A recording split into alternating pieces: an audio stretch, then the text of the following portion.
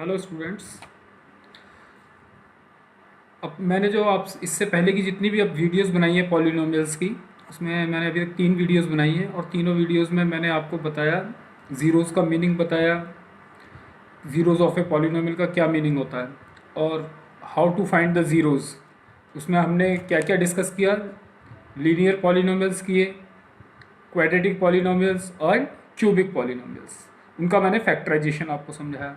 तो अगर आपने फैक्टराइज करना सीख लिया तो उसके बाद तो आपको पता ही है कि ज़ीरो निकालना बहुत ही आसान हो जाता है। ठीक है, आज का जो मेरा वीडियो है वो स्पेशली क्लास 10th के लिए है, लेकिन मैंने कहा था कि क्लास 10th के बच्चे पहले भी वो सारे वीडियोस देख लेंगे ताकि उनको अच्छी तरह से फैक्टराइजेशन आ जाए, फैक्टर थ्योरम उनको आ जाए, क्योंकि ये सब काम आने वाले थे। इसीलिए मैंने जितने भी पहले मेरे तीनों वीडियो थे उन तीनों वीडियो को बोला था कि क्लास 10th वाले बच्चे भी, स्टूडेंट्स भी देखेंगे।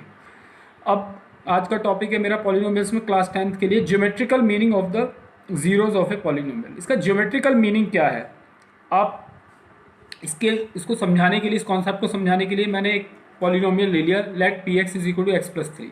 ये एक हमने लीनियर पॉलिनोमियल है ना, सब बड़े सिंपल से स्टार्ट करते हैं। हमने एक लीनियर पॉलिनोमियल कंसीडर कर लिया एक्स प्लस 3। ओके, अब आप लोग ग्राफ तो ड्रॉ करते ही आए हो। ग्राफ आपने 9th क्लास में काफ़ी ड्रॉ किए हैं, खास करके लीनियर इक्वेशंस के, लीनियर इक्वेशन इन 1 वेरिएबल और 2 वेरिएबल। तो अभी मैं इसका ग्राफ ड्रॉ करूँगा, तो इसके लिए मैंने एक टेबल बना ली है। ये अगर मैं x को पुट करता हूँ 0, तो बताइए x की को अगर मैं 0 पुट करता हूँ तो हमारे पॉलिनोमियल की जो वैल्यू आएगी वो क्या आएगी, p0 क्या आएगा, एक को 0 रख देंगे तो ऑब्वियसली 0 प्लस 3 कितना आएगा 3।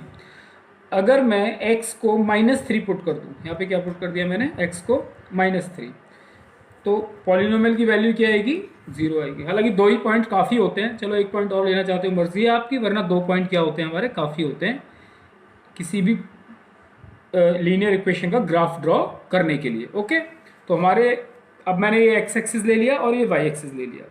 अब एक्स एक्सिस पे मैं क्या करूँगा कि एक्स की वैल्यू तो मैं लूँगा अलोंग एक्स एक्सिस, और ये जो पॉलिनोमियल है ना, पॉलिनोमियल की जो वैल्यू लूँगा मैं वो लूँगा along Y axis. Y axis के अलोंग किसकी वैल्यू लूँगा, पॉलिनोमियल की, और एक्स एक्सिस के अलोंग किसकी वैल्यू लूँगा, एक्स की।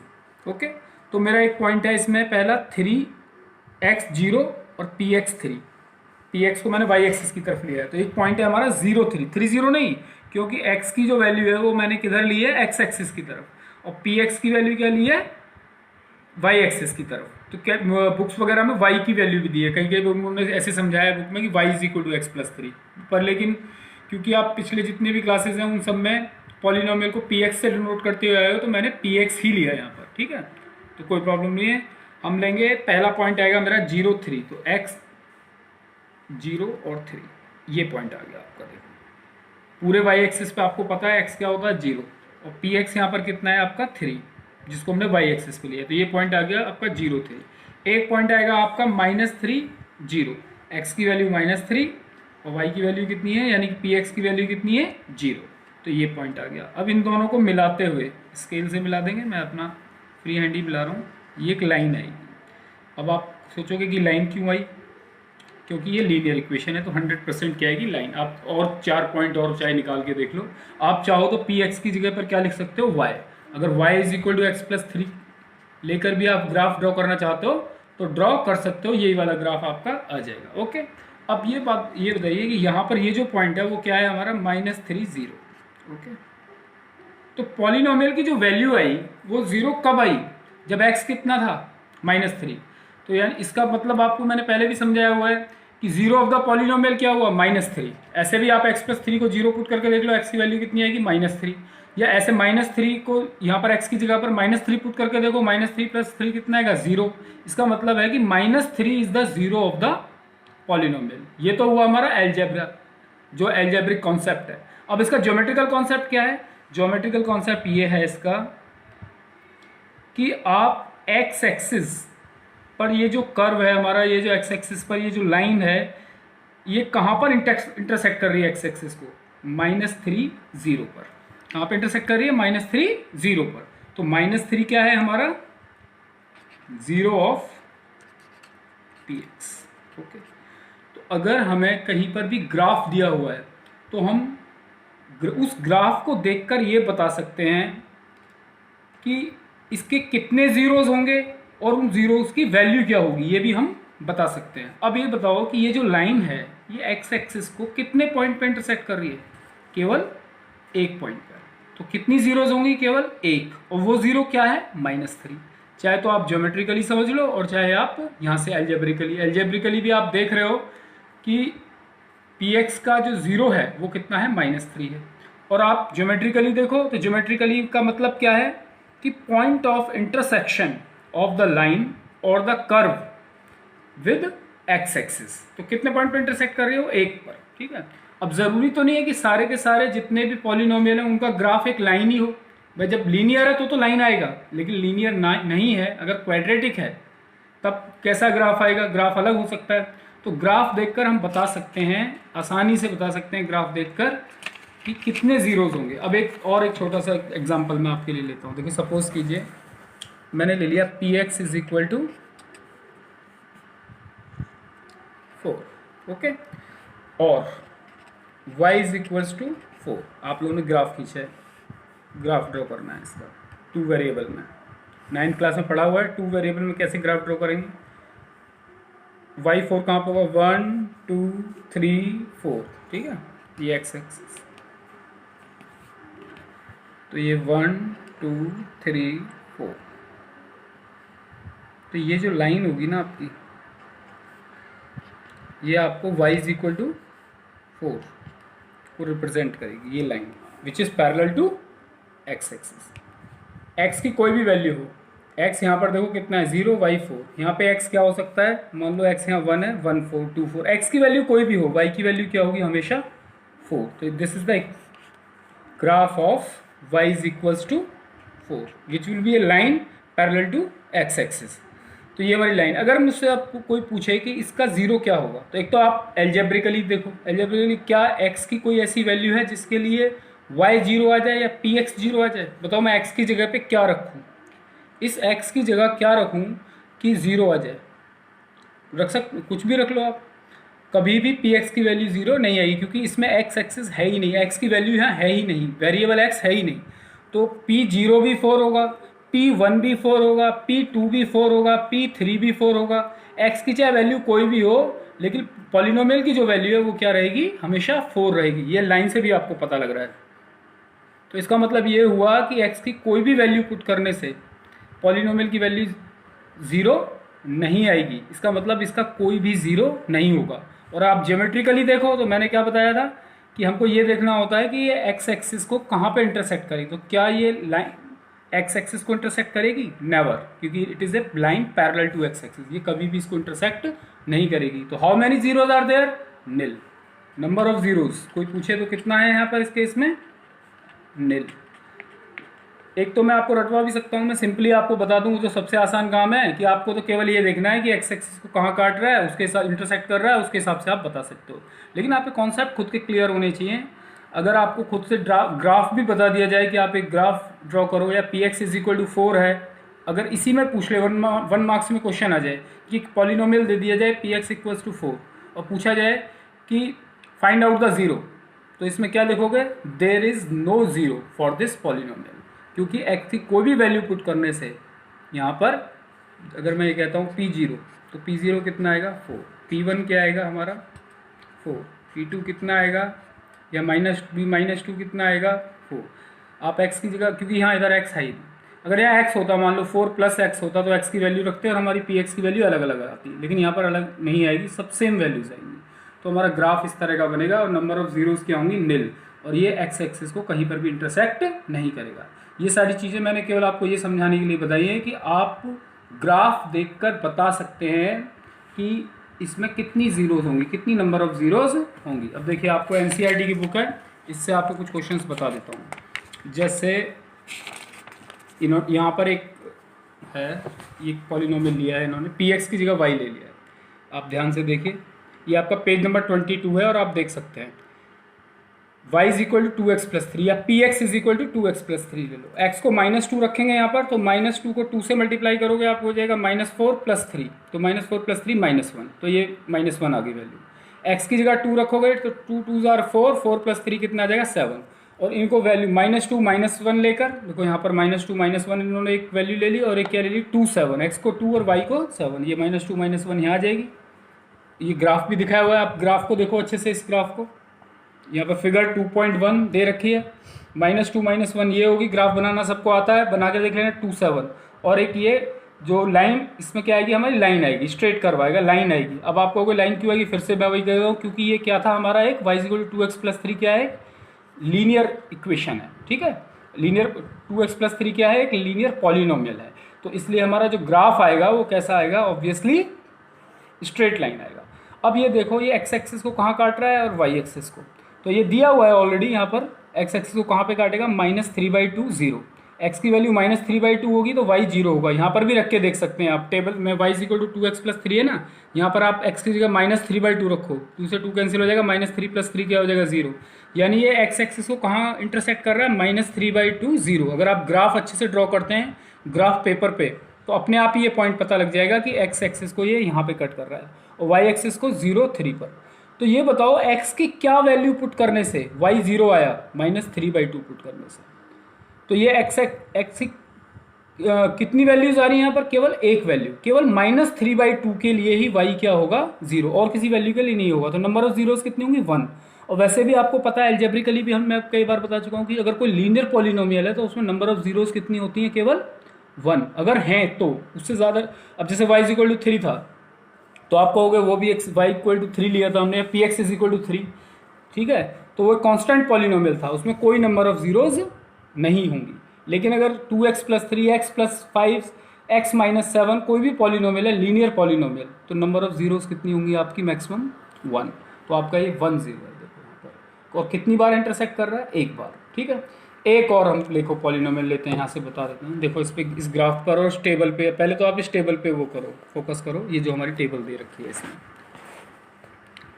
टेबल 2.1 पेज नंबर 23 पर। ये यहाँ पर y = x² - 3x - 4, y = x, ये y = x² - 3x - 4, यहाँ पर x है। अब x की वैल्यू -2, अब यहाँ पर -2 रख के देख लो तो y की वैल्यू क्या आएगी, या px भी ले सकते हो y की जगह, मैं कई बार बता चुका हूँ। तो -2 का स्क्वायर आ जाएगा आपका 4, -2 को -3 से करेंगे कितना आ जाएगा, ये आपका +6, 6 और 4 10, 10 में से 4 गए 6, तो ये 6 आ जाएगा। -1 रख के देखा, फिर 0 रख के देखा, फिर यहाँ पर 1 रख के क्या आएगा, 2 रख के क्या आएगा, आपको पता है वैल्यूज़ निकालनी आपको आती हैं, पिछली क्लासेस में भी मैं डिस्कस कर चुका हूँ, ठीक है। फिर इसका एक ग्राफ ड्रॉ किया हमने, है ना। आप और इसका, अब ये जो ग्राफ है ये किसका ड्रॉ कर रहे हो आप, एक क्वाड्रेटिक पॉलिनोमियल है, ये लीनियर नहीं है। तो ऑब्वियसली जब लीनियर नहीं है तो इसकी जो वैल्यू आएगी आपकी निकल, जिसका जो ग्राफ आएगा वो कैसा आएगा, लाइन नहीं आएगा। देखो इस तरह का ग्राफ आएगा। जो क्वाड्रेटिक पॉलिनोमियल्स होते हैं ना, उनका ग्राफ एक पैराबोलिक शेप होती है, पैराबोला शेप में आता है, ठीक है। पैराबोलास के बारे में आप पूरा डिटेल में पढ़ोगे 11th क्लास में, कॉनिक सेक्शन एक चैप्टर है, उसमें बहुत डिटेल में आप पढ़ोगे। तो ये एक तरह का ग्राफ है, आपको ग्राफ ड्रॉ करने के लिए नहीं आ रहा है 10th क्लास में आपके सिलेबस में, ये तो आपको कॉन्सेप्ट समझाने के लिए कि हम नंबर ऑफ जीरोस का मतलब कैसे समझें, ठीक है। तो नंबर ऑफ जीरोस आप एल्जेब्रिकली निकालना जानते हो, ठीक है। क्या करते अगर आपको एल्जेब्रिकली मैं बोलूं कि इसकी भाई निकाल, इसका नंबर ऑफ जीरो निकालो, तो आप x² - 3x - 4 को क्या पुट कर दोगे, 0, और आप देखोगे x की क्या क्या वैल्यूज आती है। तो आप यहाँ पर देख रहे हो कि x को क्या रखने से 0 आया है। एक बार तो देखो टेबल में देखो, x को -1 रखने से y क्या आया, 0, पॉलिनोमियल की वैल्यू क्या आई 0। एक बार इधर देखो, x को 4 रखने से पॉलिनोमियल की वैल्यू क्या आई है 0। और ये ग्राफ देखो, अब ये टेबल को भूल जाओ थोड़ी देर के लिए, आपको एक बना हुआ ग्राफ दे दिया गया, समझो इस बात को, और पूछा नंबर ऑफ जीरोस कितने हैं। तो इस ग्राफ को देख के मुझे ये पता लगता है कि जब हम x को 4 पुट करेंगे तो y क्या आएगा 0, या पॉलिनोमियल की वैल्यू क्या आएगी 0। जब x को हम -1 पुट करेंगे तो क्या आएगा 0। इसका मतलब कितनी जीरोस हो गई आपकी, 2 जीरोस। कितनी बार इंटरसेक्ट कर रहा है देखो x एक्सिस को, ये 2 बार, तो नंबर ऑफ जीरोस कितनी हो गई आपकी 2, ठीक है। तो बहुत सिंपल सा कॉन्सेप्ट है, आप ग्राफ को ये देखो कि ये x एक्सिस को कितनी बार इंटरसेक्ट कर रहा है, तो उससे आप नंबर ऑफ जीरोस बता सकते हो। और अगर आपको पॉइंट भी दे रखा है तो आप ये भी बता सकते हो कि जीरोस कौन कौन सी हैं। तो इसमें जीरोस कौन कौन सी हैं, 4 and -1 are the zero of this polynomial x² - 3x - 4। तो आप इजीली ग्राफ को देख के बता सकते हो। कई बार क्या होगा कि ये पॉइंट ना दिए जाएं, पॉइंट नहीं दिए जाएंगे तो कोई बात नहीं, अगर ग्राफ दिया हुआ है और ग्राफ जो है एक ग्राफ पेपर पे दिया हुआ है और आपको स्केल पता है तो आप ये पॉइंट फाइंड भी कर सकते हो कि कहाँ कहाँ पर ये इंटरसेक्ट कर रहा है। अब देखो क्वेश्चंस, आपकी एक्सरसाइज भी कुछ क्वेश्चंस डिस्कस कर लेते हैं। ये तो एक्सरसाइज नहीं है, जो एग्जाम्पल दे रखे हैं यहाँ ध्यान दो। ये देखो आप कितनी बार इंटरसेक्ट कर रहा है ये बताओ, 1 2 बार। तो कितनी जीरोज हो गई आपकी? 2 zeros. How many zeros are there for this curve, for this polynomial? जिस पॉलिनोमियल का ये कर्व है कि तो उसकी कितनी जीरोज होंगी? 2। यहाँ पर देखो इसके लिए कितनी जीरोज होंगी? 1 2। कितनी जीरोज होंगी? ये केवल टच कर रहा है, इंटरसेक्ट नहीं कर रहा है। टच जब कर रहा है तो इसका मतलब केवल एक पॉइंट पे, तो कितनी जीरोज होंगी? 1। यहाँ पे कितनी जीरोज होंगी? 1। यहाँ पे क्या ये कर्व इसको इंटरसेक्ट कर रहा है एक्स एक्सिस को? नहीं, एक्स एक्सिस को इंटरसेक्ट नहीं कर रहा है, यानी एक्स की कोई ऐसी वैल्यू नहीं है जिसके लिए पॉलिनोमियल क्या हो? 0। तो यहाँ पर जीरोज, नंबर ऑफ जीरोज क्या होंगी? निल, या जीरोज डज नॉट एग्जिस्ट। यहाँ पर देखो जीरोज डज नॉट एग्जिस्ट, क्योंकि ये कर्व एक्स एक्सिस को कट नहीं कर रहा है। ठीक है, तो ज्योमेट्रिकल मीनिंग शायद आपको पता लग गया होगा। अब देखो इसमें इसको देखिए आप लोग, तो इसमें कितनी बार इंटरसेक्ट कर रहा है ये जो कर्व है आपका, ये कितनी बार इंटरसेक्ट कर रहा है एक्स एक्सिस को? 1 2 और 3 टाइम्स कर रहा है। ठीक है, तो इसकी 3 नंबर ऑफ जीरोस क्या होंगी? 3। और वो जीरोस कौन कौन से होंगे अगर हमसे पूछे तो? -2 एक होगा, ये वाला पॉइंट होगा 0 0, क्योंकि ये ओरिजिन से पास हो रहा है ना। देखो ये पॉइंट क्या है? 0 0। तो -2 0 और 2 आर द जीरोस। और मैं आपको बताता हूँ कि ये जो ग्राफ है ना आपका, ये कौन से पॉलिनोमियल के लिए है। आप चाहो तो निकाल भी सकते हो। ये पॉलिनोमियल है आपका, यहाँ देखिए आप, x³ - 4x के लिए। इसके लिए है आपका ये x³ - 4x के लिए। आप चाहो तो देखो मैं ऐसे बता देता हूँ आपको, px है हमारा x³ - 4x। अभी निकाल लेते हैं, तो ज्योमेट्रिकल ग्राफ था, हम ऐसे एल्जेब्रिकली निकालते हैं कि कैसे निकालेंगे जीरोस। तो मैंने कहा था सबसे पहले आपको फैक्टर करना आना चाहिए। तो x कॉमन ले लो, कितना आ जाएगा आपका? x² - 4। 4 को मैं क्या लिख सकता हूँ? 2 का स्क्वायर। तो ये आपका आ जाएगा x -2 और x + 2। ठीक है, तो वो ये सॉल्व कर देंगे नंबर ऑफ जीरोस फाइंड करने के लिए। px को क्या पुट कर देंगे? 0। इसको सॉल्व करेंगे तो ये आ जाएगा x -2 x + 2 = 0। तो आइदर x = 0 और x -2 = 0 और x + 2। तो x की वैल्यू यहाँ से 2 आ जाएगी, यहाँ से -2। तो कितने जीरोज आ गए? 2 -2 और 0, 3 जीरोज आ गए। और देखो इसका जो ग्राफ है ना, उससे भी वही आ रहा है, -2 0 और 2, 3 जीरोज हमारे इसमें हैं। तो नंबर ऑफ जीरोज कितने हैं इसमें? 3। इसमें देखो आप लोग इधर इस ग्राफ को ध्यान से, ये एक्स एक्सिस को केवल कहाँ पे कट कर रहा है? ओरिजिन पे। तो नंबर ऑफ जीरोज कितने हैं आपके? Only 1, that is 0। यहाँ पे कितने नंबर ऑफ जीरोज हैं इस ग्राफ को? अगर आप ध्यान से देखोगे, देखो यहाँ पर ये ओरिजिन पे भी कट कर रहा है, तो 1 0 तो ये हो जाएगा, और यहाँ फिर से कट कर रहा है 1 0, ये पॉइंट है हमारा। तो how many zeros are there? 2 zeros are there. और कौन कौन से हैं जीरोज? वो एक तो होगा 0 और एक होगा 1। ओके, तो इजीली आप देखकर आप बता सकते हो। ये एक्सरसाइज आप देख लो, अभी मैंने बताया था यहाँ पर ये जो लाइन है वो एक्स एक्सिस को कहीं कट नहीं कर रही है। तो how many zeros are there? Number of zeros does not exist for this polynomial. या लिख सकते हैं नंबर ऑफ जीरोज क्या होंगे? निल। यहाँ पर नंबर ऑफ जीरोज कितनी बार कट कर रहा है? 1 टाइम, तो 1। इसमें नंबर ऑफ जीरोज देखो यहाँ से, अब कोई यहाँ भी, यहाँ नहीं, इसको नहीं देखना, ये वाई एक्सिस को कट कर रहा है। एक्स एक्सिस को कहाँ कट कर रहा है? एक पॉइंट ये 1 2 और 3, तो 3 जीरोज है। यहाँ पर देखो आप लोग कितने जीरोज हैं? 1 2। यहाँ पर देखिए आप लोग 1 2 3 4 जीरोज हैं। 1 2 3। तो बस एक सिंपल सा ध्यान रखना है आपको कि कितनी जगह पर वो इंटरसेक्ट करता है। ठीक है, तो ग्राफ से आपको मतलब समझ में आ गया होगा। मैंने वैसे भी आपको कॉन्सेप्ट बता दिया है, तो अब ये टॉपिक आप आसानी से कर पाएंगे। अब एक और हमारा जो नेक्स्ट जो एक्सरसाइज है हमारी, ये वाली एक्सरसाइज है हमारी 2.2, उसके लिए हमें समझना होगा relationship between the zeros and the coefficient of a polynomial.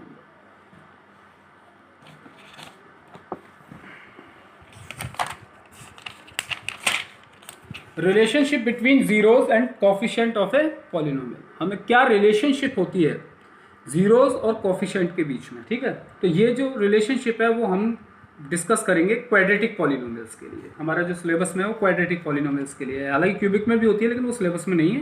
लेकिन आज मैं क्वाड्रेटिक के बारे में डिस्कस करूँगा।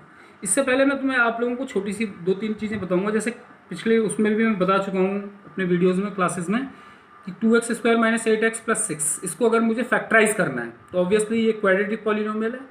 2 मैंने कॉमन ले लिया, x² - 4x + 3, 3 1s are 3, middle term को स्प्लिट करके इसको मैंने फैक्टराइज करके ये लिख दिया। फैक्टराइज करना मैंने पहले ही बता रखा था, हमको आना चाहिए 2x² - 8x + 6, तो ये 2x - 3 इंटू में x - 1।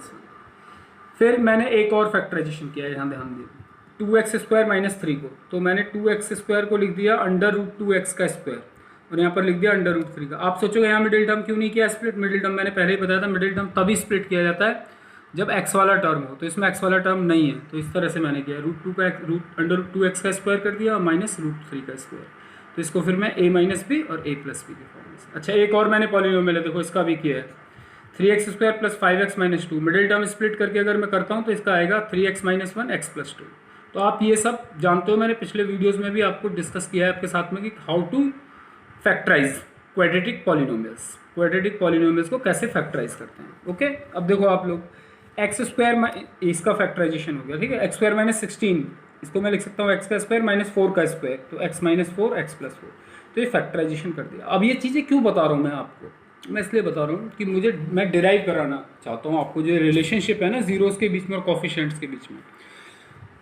अब अगर एक ये हमारा जनरल क्वाड्रेटिक पॉलिनोमियल है ax² + bx + c, एक जनरल क्वाड्रेटिक है, तो इसको अगर मैं फैक्टराइज करता हूँ तो फैक्टराइज करके मैं जनरल एक्सप्रेशन लिख सकता हूँ k इंटू में x - α इंटू में x - बीटा। आप कहोगे ये कैसे लिख दिया? इसीलिए मैंने आपको ये समझाए थे ये सारे बता। देखो इसका जो फैक्टराइजेशन आया वो आया 2 इंटू x - 3 इंटू x - 1। इसका मतलब क्या हुआ? k कितना है यहाँ पर बताओ, अगर इससे कंपेयर करें तो मैंने कहा था कि इसको मैं लिख सकता हूँ k multiplied by x - α into x - beta इसको। तो यहाँ से अगर मैं कंपेयर करूँ तो k कितना है बताओ, यहाँ से 2, अल्फा कितना है 3, बीटा कितना है 1।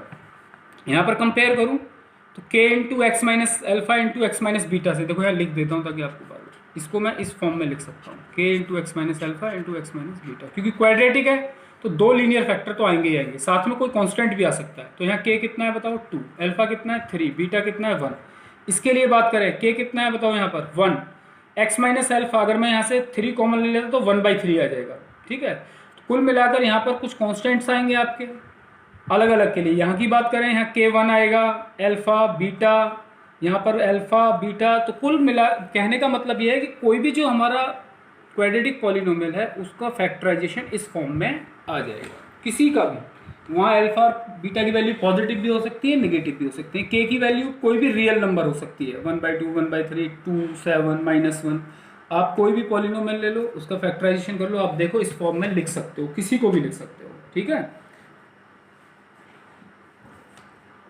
अब आप ये सोचोगे कि आप ये कह रहे हो कैसे लिख सकते हैं, अगर आपने यही किया, सपोज क्वेश्चंस आते हैं ना बच्चों के दिमाग में, 2x² - 3, आपने इसको लिखा √2x का स्क्वायर माइनस इसको लिखा √3 का स्क्वायर, तो इसको आपने लिख दिया √2x - √3 और इसको लिखा √2x + √3। तो इसको तो ये वाला तो फॉर्मेट नहीं है, यहाँ तो x अकेला, ये सिंगल है यहाँ पर, और ना यहाँ बाहर के है, तो कोई प्रॉब्लम नहीं। यहाँ से √2 क्या ले लो, इसमें से कॉमन ले लो। अगर मैं √2 कॉमन ले लेता हूँ, ध्यान देना इसमें से, तो क्या बचेगा यहाँ पर x, और यहाँ पर क्या बचेगा √3/2। ध्यान, अगर मैं √2 से वापस मल्टीप्लाई करूँ तो यही आ जाएगा √3/√2 से वापस मल्टीप्लाई करूँ तो क्या आएगा √2x, और ये √2 से √2 कैंसिल होकर ये हो जाएगा। इसमें से भी √2 कॉमन ले लो, तो इसमें से भी √2 कॉमन ले लिया।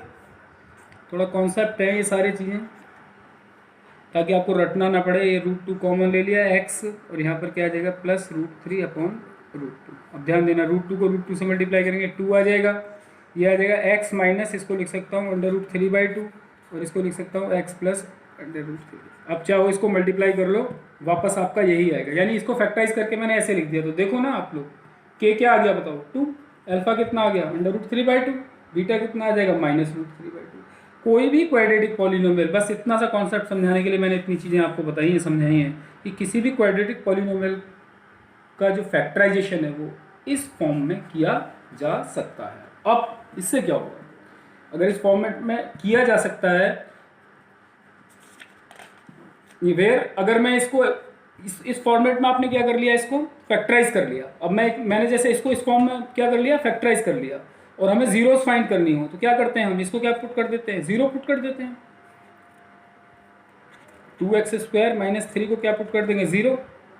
क्या निकालने के लिए, 2x² - 3 को क्या पुट कर देंगे, जीरो। क्या निकालने के लिए, जीरो निकालने के लिए। तो 2 इंटू में x - √3/2 x प्लस √3/2 कितना आ जाएगा, जीरो। तो एक x की वैल्यू √3/2 आ जाएगी, और एक बार इसको पुट करने से क्या आ जाएगी, x की वैल्यू -√3/2। तो ये दो जीरोज आ गए। ऐसे अगर मैं इसको जीरो पुट करूं तो अल्फा क्या, x = क्या आ जाएगा, अल्फा, और x = क्या आ जाएगा, बीटा। यानी अल्फा और बीटा क्या हैं, इसके जीरोज हैं। एक तरह से अल्फा और बीटा क्या हैं, इसके जीरोज। तो एक जनरल हमारा एक क्वाड्रेटिक पॉलिनोमियल है ax² + bx + c। इसको फैक्टराइज करके मैं लिख सकता हूँ, इसका जनरल जो फैक्टराइजेशन होगा वो ये होगा, where alpha and beta are the zeros. Alpha और बीटा क्या है हमारे, यहाँ लिख देता हूँ, alpha beta are zeros. Okay, अब अब मैं अंदर मल्टीप्लाई कर रहा हूँ, यह आ जाएगा x² - अल्फा x को x से किया x² माइनस अल्फा से x को किया माइनस का अल्फा x, फिर माइनस x को इससे किया और माइनस अल्फा को कर दिया। अब बीटा को करेंगे तो आएगा माइनस बीटा x, और माइनस अल्फा को माइनस बीटा से करेंगे प्लस अल्फा बीटा। ये हमारी किसकी वैल्यू आ रही है बताओ, ax² + bx + c की।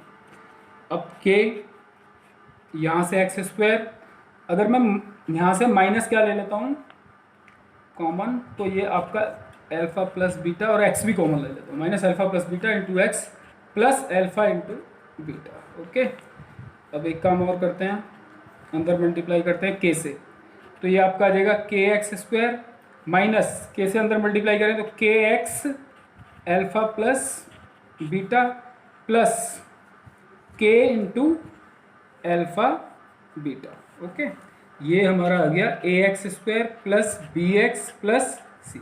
अगर हम कंपेयर करें, ध्यान देना जरा, यहाँ पर अच्छे से ध्यान दो, यहाँ पे ध्यान, इसको अगर मैं इसको कंपेयर करता हूं,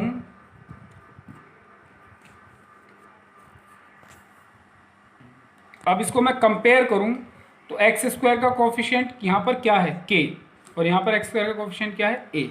तो a की कंपेयरिंग both sides, या comparing coefficients of similar terms, we get x² का कोफिशिएंट k और यहाँ पर x² का कोफिशिएंट a। तो a की वैल्यू क्या आ जाएगी आपकी k। यहाँ पर x का जो कोफिशिएंट है वो क्या है बताओ, x का कोफिशिएंट है माइनस का k अल्फा प्लस बीटा, यानी x को छोड़ के बाकी का जो भी पार्ट है कांस्टेंट अल्फा और बीटा हमारे जीरोस थे, तो constant alpha plus beta into में k माइन, ये क्या है आपका x का कोफिशिएंट, यहाँ पे क्या है बताओ, b, और कांस्टेंट टर्म यहाँ पे क्या है c, और यहाँ पर कांस्टेंट टर्म क्या है k अल्फा बीटा। ओके, तो a की वैल्यू, b की वैल्यू और c की वैल्यू। ठीक है, अब आप यहाँ जरा ध्यान दो, a की वैल्यू k, b की वैल्यू माइनस k इंटू में अल्फा प्लस बीटा। ओके, और c की वैल्यू क्या है, k अल्फा बीटा, माइनस का k इंटू में अल्फा प्लस बीटा की वैल्यू है हमारी b। -1 से दोनों तरफ मल्टीप्लाई कर दूंगा, k इंटू में अल्फा प्लस बीटा किसके इक्वल है, b के। तो अल्फा प्लस बीटा की जो वैल्यू है वो आ जाएगी b अपॉन, सॉरी इधर माइनस आ जाएगा ना, -1 से मल्टीप्लाई करूँगा तो माइनस b अपॉन k। तो अल्फा प्लस बीटा हमारा क्या आ जाएगा, -b, और k की जगह पर मैं क्या रख सकता हूँ, a। क्यों, क्योंकि मैंने अभी भी देखो यहाँ पर पिछले उसमें निकाला, क्योंकि k किसके इक्वल है आपका, a के। यहाँ देखो k किसके इक्वल था आपका, a के। तो यहाँ पर मैंने k की जगह पे क्या रख दिया, अल्फा प्लस बीटा, यानी कि जो सम ऑफ जीरोज है, अल्फा प्लस बीटा क्या है आपका, sum of zeros is equal to minus B upon a. मैं चाहता तो आपको डायरेक्ट बता देता कि ये रिलेशन होता है, ये आपको रटना है, याद करना है, और आप रट भी लेते हो, बच्चे रटते भी हैं और इसी से क्वेश्चन भी करते हैं कि सम ऑफ जीरोस ये होता है। लेकिन आपको मैंने पूरा डिराइव करके यहाँ पर बताया है कि how to find the sum of the zeros. एक और तरीका बताऊंगा जब मैं आप लोग क्वाड्रेटिक इक्वेशन पढ़ाऊंगा तब कैसे करते हैं इसको, तब भी एक और तरीके से भी इसको डिराइव कर सकते हैं, ठीक है। अब इसके बाद C कितना था आपका, K अल्फा बीटा, ध्यान से देख लीजिए C कितना है यहाँ पर, देखो C है आपका K अल्फा बीटा। तो अगर मैं कहूँ अल्फा इंटू बीटा क्या होगा बताओ, C upon K। Alpha into beta क्या होगा, C अपॉन K। तो K की जगह मैं क्या रख सकता हूँ, क्यों, मैंने बताया अभी A और K क्या है, इक्वल है, तो K की जगह A रख दिया। तो ये आपका अल्फा इंटू बीटा क्या है बताइए, प्रोडक्ट ऑफ जीरोस। तो सम ऑफ जीरोस क्या आ गया आपका, माइनस बी अपॉन ए। देखो जो बच्चे डीप कॉन्सेप्ट में समझना चाहते हैं, डीप कॉन्सेप्ट समझना चाहते हैं उनके लिए तो मैंने बता दिया, और कुछ बच्चे जिनको है कि नहीं हमें तो लर्न करना है, तो उनको ये याद रख लेना है कि सम ऑफ जीरो होता, जो अल्फा प्लस बीटा क्या होता है, माइनस बी बाई ए, और product of zeros, product of zeros alpha into beta, ये क्या होता है आपका C अपॉन। तो आप चाहो तो इसको लर्न भी रख सकते हो, और आप चाहो तो उसको डिराइव भी करना सीख सकते हो, it is up to you. Okay, अब इसमें मैं एक या दो क्वेश्चंस आपको, पहला क्वेश्चन खास करके एक्सरसाइज 2.2 का पहला क्वेश्चन करा देता हूँ इसका। ओके, एक्सरसाइज 2.2 क्वेश्चन नंबर 1 का कोई भी क्वेश्चन ले लेते हैं हम। मान लीजिए क्वेश्चन नंबर 1 का 4th ले लें, है 4u², इस तरह का हमने 8, ये हमारा पॉलिनोमियल दिया हुआ है। क्वेश्चन में कहा है फाइंड द जीरोस, पहले तो जीरोस फाइंड करने हैं and verify the relationship between the zeros and the coefficients. Let P U एक पॉलिनोमियल को हमने मान लिया। अब इसको फैक्टराइज कैसे करें, इसमें मिडिल टर्म स्प्लिट करने की जरूरत नहीं है, क्योंकि अगर पूरा होता है ना ax² plus bx plus c की फॉर्म में, तब तो हमें मिडिल टर्म करना पड़ता है। लेकिन अगर एक भी टर्म हमारा जैसे c नहीं है इसमें कांस्टेंट टर्म, तो इसमें ज़रूरत ही नहीं पड़ेगी। इसका बहुत ही आसान है फैक्टराइजेशन, वो क्या है, 4u क्या ले लो कॉमन, यहाँ क्या बच जाएगा आपका u प्लस का 2, हो गया। देखो सिंपल, बच्चे इसमें कंफ्यूज हो जाते हैं, वो सोचते हैं कि उन्होंने तो मिडिल टर्म स्प्लिट करना है सीखा था, तो इसमें तो मिडिल टर्म स्प्लिट करने की जरूरत ही नहीं है, क्योंकि इसमें कांस्टेंट टर्म ही नहीं है, केवल 4u कॉमन लिया और ये हो गया। तो यहाँ पर वही है, टू फाइंड जीरोस, कई बार बता चुका हूँ। सॉल्व करेंगे किसको, P U is equal to 0, जो भी पॉलिनोमियल है उसको क्या पुट कर दोगे आप, 0। तो 4u टू में u प्लस 2 इक्वल टू 0। अब 4 का u का u प्लस 2, इन तीनों का प्रोडक्ट 0 है, तो 4 तो 0 है नहीं, either u is equal to 0 और u प्लस 2 इक्वल टू 0। यहाँ लिख देंगे 4 इज नॉट इक्वल टू 0, 4 तो 0 है नहीं, तो या तो ये 0 होगा या ये 0 होगा या दोनों 0 होंगे। तो u इज इक्वल टू कितना आ जाएगा आपका, -2। तो यहाँ पर लेट कर लेंगे, यहाँ पर दो जीरोज आपको मिल गए, एक तो 0 मिल गया और एक -2। Let alpha is equal to 0 और बीटा इक्वल टू -2। आपके पास दो जीरोज आगे, 0 निकालना आपको आता था। अब ये नया थोड़ा क्वेश्चन क्या है इसमें, जो नेक्स्ट पार्ट है कि verify the relationship between the zeros and the coefficient. Relationship को क्या करना है आपको, वेरीफाई करना है। तो अभी कर देते हैं वेरीफाई, कैसे करेंगे देखो। सम ऑफ जीरोज, पहले सम को करेंगे वेरीफाई, सम ऑफ जीरोज जो कि हमारा क्या होता है, अल्फा प्लस बीटा। अल्फा कितना था बताओ, 0 निकाला था ना, अल्फा 0, और बीटा निकल के आया था हमारा इसमें -2। 0 प्लस -2 कितना निकल के आएगा, ऑल्सो -b अपॉन a की वैल्यू क्या आएगी बताओ। कोफिशिएंट्स देखना जरा ध्यान से, यहाँ पर बता देता हूँ मैं आपको, ये देखो 4u² प्लस 8u, ये था आपका, है ना पॉलिनोमियल। अगर मैं इसको कंपेयर करूँ ax² plus bx plus c से, या au² plus bu plus c से इससे कंपेयर करूँ, तो a कितना है यहाँ पर 4, b कितना है यहाँ पर 8, ठीक है। इसको au² भी बोल सकते हैं ना, au² plus bu plus c से कंपेयर करें, तो A4 B8 और C क्या आएगा 0, क्योंकि कांस्टेंट टर्म क्या है इसका, कुछ नहीं है तो 0। AU² प्लस B, तो A4 है, B8 है और C क्या है 0। तो अगर मैं माइनस B अपॉन A निकालता हूँ तो B कितना है माइनस का, B कितना है 8, तो और A कितना है इसमें 4, तो ये माइनस का। तो इसका मतलब क्या हुआ, सो अल्फा प्लस बीटा किसके इक्वल आ गया बताओ, माइनस बी। देखो अल्फा प्लस बीटा की वैल्यू भी कितनी आई थी, -2, और माइनस बी अपॉन ए की वैल्यू भी कितनी आ गई, -2। अब एक वेरिफिकेशन तो हो गया सम का, अब प्रोडक्ट का कर लेते हैं। Product of zero alpha into beta, तो अल्फा क्या है आपका 0, और बीटा कितना है आपका -2। -2 को 0 से मल्टीप्लाई करेंगे तो क्या आ जाएगा आपका 0 आ जाएगा। ऑल्सो सी अपॉन ए, सी अपॉन ए क्या आएगा बताओ, सी की वैल्यू मैंने बताई थी अभी भी, यहाँ से कंपेयर किया था ना हमने। सी की वैल्यू क्या है यहाँ पर 0, ए की वैल्यू क्या है 4, सी की वैल्यू 0 और ए की वैल्यू 4, तो क्या आ जाएगा 0/4। इट मीन्स क्या हुआ, सो अल्फा इंटू बीटा किसके इक्वल आ गया, सी अपॉन, तो हैंस वेरीफाइड, हैंस वेरीफाइड। आप देख रहे हो ना यहाँ पर हमने ये प्रूव कर दिया कि minus B upon alpha plus beta जो है वो क्या था हमारा, देखो यहाँ से शुरू से सम ऑफ जीरोज निकाला था मैंने, अल्फा प्लस बीटा कितना आया -2, माइनस बी अपॉन वे की वैल्यू भी कितनी आई -2। अलग अलग निकालना है, साथ साथ लेकर नहीं चलना। कुछ बच्चे पहले से लेके चलते हैं ऐसे करके, alpha plus beta is equal to minus B upon a, ये लेके चल लेते हैं। यही तो हमें वेरीफाई करना है, ऐसे नहीं करना है कभी भी। पहले आप अल्फा प्लस बीटा अलग निकालो माइनस बी अपॉन ए, और तब दोनों को इक्वल दिखाओ, वेरिफिकेशन करना है ना आपको। तो ये इस तरह से आपको यूज़ करना है ना, अलग अलग करके आप दिखा दो कि भाई, फिर लिख दो कि आप अल्फा प्लस बीटा किसके इक्वल है, माइनस बी अपॉन ए के। ऐसी प्रोडक्ट ऑफ जीरो इसका भी कर दिया, अल्फा इंटू बीटा की वैल्यू निकाल ली हमने, और फिर सी अपॉन ए निकाल लिया। तो इस तरह से आप कोई भी क्वेश्चन कर सकते हो। एक और क्वेश्चन है इसमें, जिसमें क्वेश्चन और फर्स्ट का 5th पार्ट है।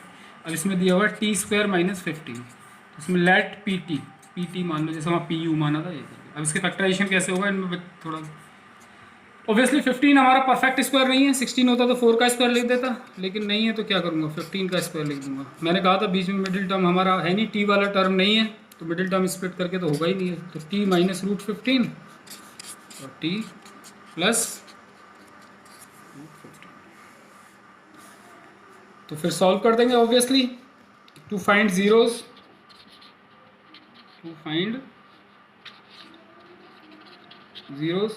सॉल्व क्या करेंगे हम, p ऑफ t को 0 पुट करेंगे। तो आप जब करोगे तो t - √15 इज इक्वल टू 0 आएगा, तो t √15 आ जाएगा, ओके। और यहाँ पर t प्लस √15 को एक बार 0 पुट करोगे तो t की वैल्यू -√15 आ जाएगी। अब आगे फिर से वही करना है, इसको एक को अल्फा ले लो, इसको बीटा, आगे पूरा प्रोसेस फिर से वही चलेगा, ठीक है। अल्फा प्लस बीटा निकाल लो, माइनस बी अपॉन ए निकाल लो, ठीक है। अगर इसको कंपेयर करोगे ना, देखो यहाँ से t² - 15, यहाँ से अगर कंपेयर करें तो a कितना आएगा, t² का कोएफिशिएंट क्या है 1, तो a 1 आएगा। t वाला टर्म इसमें है नहीं तो b 0 आ जाएगा, और c कितना आ जाएगा इसमें -15, ओके। अब आप क्या करोगे, अल्फा प्लस बीटा निकाल लो, अल्फा प्लस बीटा आएगा आपका √15 और -√15, दोनों को ऐड करोगे तो क्या आएगा 0। तो माइनस बी अपॉन ए निकालो, 0/1, तो क्या आएगा 0। तो क्या आ गया देखो, अल्फा प्लस बीटा और माइनस बी अपॉन ए क्या आ गया आपके इक्वल। अल्फा इंटू बीटा निकालो, तो √15 मल्टीप्लाइड बाय -√15,